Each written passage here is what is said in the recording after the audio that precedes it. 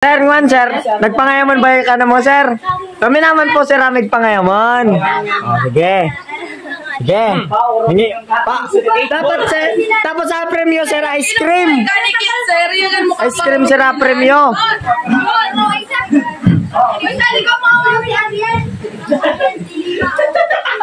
Okay, okay. Ano mo yaman? Nag-iisip pa sir sa kakwa. Basta sir, premyo sir, ice cream. Premyo. So, premyo. So, garagan sir ice cream abutangan. Sir, kupanyo? Eh, go right there. Pangayaman na namin ka, sir. Ayaw kupanyo. May pangayaman yan kami sir. Pero sir, kasi rataya sir, San Pedro 1. Pag naakbot mo sir si Tora kay ka premyo, mawalaan ka ng mga lalaki at mawalaan mo kukit ariya. Dapat ka sir rataya. Iba na naman na iniisip ninyo. Di sir, ano talaga? Nilagan mo si sir. Balik nilagan. Kasi kita ang piyaman Ito sir, minyaman mo na. Dapat sir, San Pedro, kasi rataya dapat mawalaan mo kinsi si Joe ka na mo. Ano yung nakapiyat at kali ang mga pangumun. Sir, may tama to ka bata. Namitan mo na si Para matayin ko siya ang tad. Sige na, tambudan na. Sige to kita sir Sige. may nato na. Babala ka mo, babala. Guys, iba ka mo. Baba. Gino ka na. Baba ka na.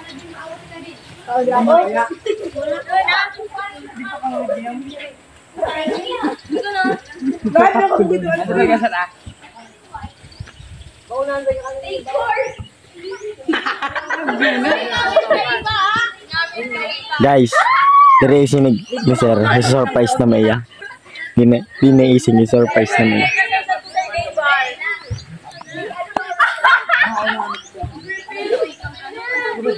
Bagay. Bagay galit sa bar. Sige. Sabi niyo ba ganun? Sabi niyo manard. Yung video yan sabi. Cellphone sabi niyo. Nagdadaya si sir. Nababayad. Hey, gets. Puno na sa uno. Korto yung pagkakatan si Pala. Ikaw na Grabe, sir. Dire isin ni sir, so surprise na maya. Sige, sir. Okay, stopet mo na. Stopet to. Okay, to. Boys, girls, hey! Oy, dito ba? Aaron lang ako. Makamatang kasi si Di ba na lang? Dito lang. Puno na yung sono. Sudos por dos. Padirin na po. Nakunin niyo ko, ha? Nakunin niyo. Anak mo. Bal!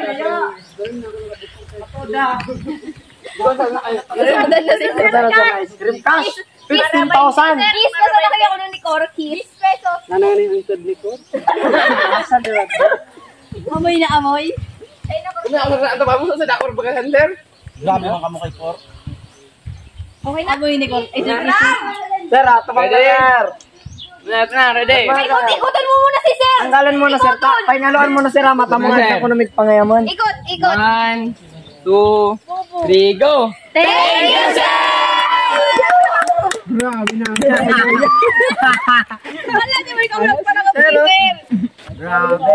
Thank you. Oh, daddy na pati. Alam. Laging daddy. Sige, kakainin natin. Di sir, kanina sa yan, sir. Kanin mo yan, sir. Kanin mo sa yan. Ice cream naman. Iuli mo yan, sir. Sir, kanin mo sa yan, sir. Sino nagpakulo na naman ito? Sir, Officer! Nadali na naman kami ng mga officer. Nababaintihan namin. Galing, galing, galing. Thank you very much. Thank you. Tama na Limba. Let's go, let's go. Katlin, tama na Katlin. Maubay ka Katlin.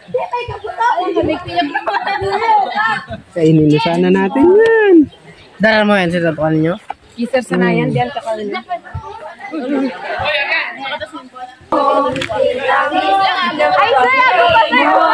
Ay, sir! So,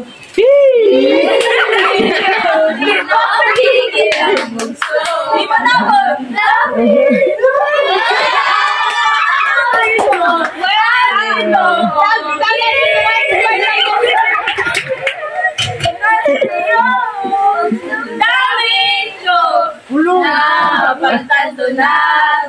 At dahil dyan, ako'y nagpapasalamat sa ating mga newly installed officer.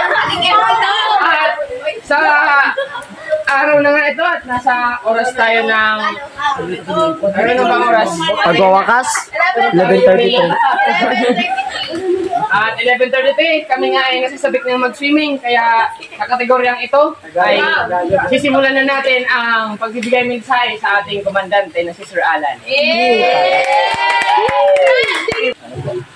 Sir, gusto ko lang pong sabihin kanimo na sa oras po nagkakaipa kita sa panguruan po nag-eskwila, kaya naglulog po kami sa ito, sa session. Gusto kong sabihin kanimo na salamat po sa namin na, kumbaga, sa namin na poon pagtingkaming ko, gusto ko po ika, dahil puso na bago po sa diri to na parang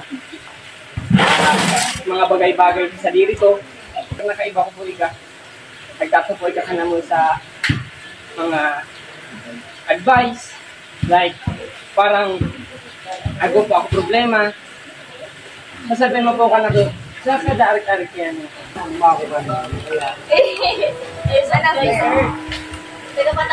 Thank you po for opportunity. Ayan, go prepare. Ayan, prepare. Correct is good. Para sa aming pinakamamahal na komandante, isang simpleng tula ang aming handog para sa iyo. Daddy. Kasi ikaw ang nagsilbing isang ama sa aming lahat. Ikaw ang bumuo sa ating samahan sa organisasyong ito. Kung wala ka, ay marahil ay wala rin kami. Kami nagpapasalamat sa iyo, sa iyong kabutihan at sa iyong pasensya sa amin. Alam namin na minsan napapainit namin ang iyong ulo, ginagalit at inuubos ang pasensya mo, ganun pa man ay hindi mo kami tinutulungan. Ikaw ang dahilan sa aming tagumpay sa larangan. Ikaw ang humubog sa aming kakayahan.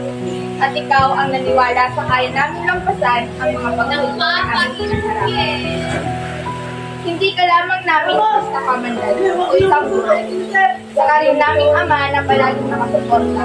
Palaging nagpapaalala kung ano ang tama at dapat. Palaging nakaalalay sa lahat ng pagkakataon.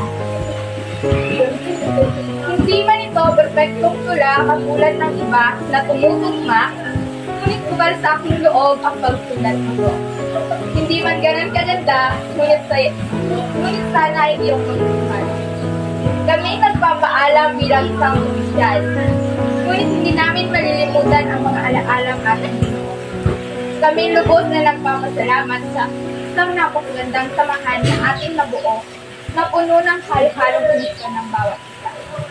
Ito ang huling sandali na buo kami na kasama kayo. Pagkatapos nito, ay may kanya-kanya na kaming destinasyon na aming tatahakin. Ngunit, pangako namin na hindi kami makakalimot at hindi lilimutin kung saan kami nahubog ng gusto at naging masaya. Isang karangalan ang mapabilang sa pamilyang ito kung ituring. Amin aalalahanin palagi ang magandang alaala ng magawa natin ang magkita. Masakit man na umalis, ngunit kinakailangan. Ayaw man namin magpaalam, ngunit tama na. Sa huling pagkakataon, nais kong sabihin na isang karangalan ang pabilang sa pagkakataon. Walang makakalimot at walang hulimot. Sir, Kamandan, Daddy, maraming salamat sa lahat. Masaming natulan, ganin mo. And ito treasure ko pa rin memory sa day na naging part na ako sa AP na ikaw naging Kamandan sa mga. At sir, thank you. Leader na 5. Asan yung S5? Jirlen! Wala na, hayaan mo na. Basta sa akin naman, although marami akong expectation, pagkaminsan, pero pag hindi naman nare-reach, nag-a-adjust tayo kasi pag di ka naman mag-adjust, Jirlen, boy ka! disappoint lang tayo, ano? So far, yung grupo ninyo, ginawa natin yung best natin at marami din tayo napatunayan. Hindi tayo nandoon sa natin pinakataas. Marami din tayong ups and down. May time na umuwi tayong walang award. Ang sa akin kasi manalo sa matalo, may lesson yun na tinuturo sa atin. May natutunan tayo dyan. Kung natalo kahit nagpagod, may lesson yan. Maybe ma-realize natin kulang pa yung ating pupursige. Diba? O di kaya naman, tinuturuan tayo na matutong maging humble, magpakumbaba sa pagkatalo. Diba? May mga lesson yun eh. Kung nananalo naman tayo, reward yun dahil nagpagod naman talaga tayo. Deserve natin na manalo sa panahon yan. Saka dito sa CAT naman, ang pinaka at most goal talaga natin, yung attitude. Hindi yung winning time. Bonus na lang yung pananalo natin. Mas after ako doon sa development ng isang mag-aaral, yung character formation niya. Kagaya ni ko. Ako mismo, o kami mismo mga guro, napatunayan yun na napakalaki ng kanyang improvement. Sa character niya, sa leadership, sa decision making, mas nag-mature. Samantalang sabi ng nanay niya, bahala ka niya, sir, naisip niya na pag-igin. Nabdoon si pag-igin. Sabi ko, matidevelop yan, huwag kang malala, mag-filter yan. At hindi nga naman sabi. Actually, lahat naman kayo may mga potential as a commander. Kataon lang, hindi pwede lahat ilagay. Kagaya din itong mga grade kahit may sarang ang sabi. Dapat nandun siya sa staff, diba? Pero kung nandun naman siya, mababayaan yung baba, yung grupo, samantalang nandun yung winning. Diba? Yun ang nagdadala ng panalo, yung platoon o dalawang platoon. Ay, useless din naman. Diba?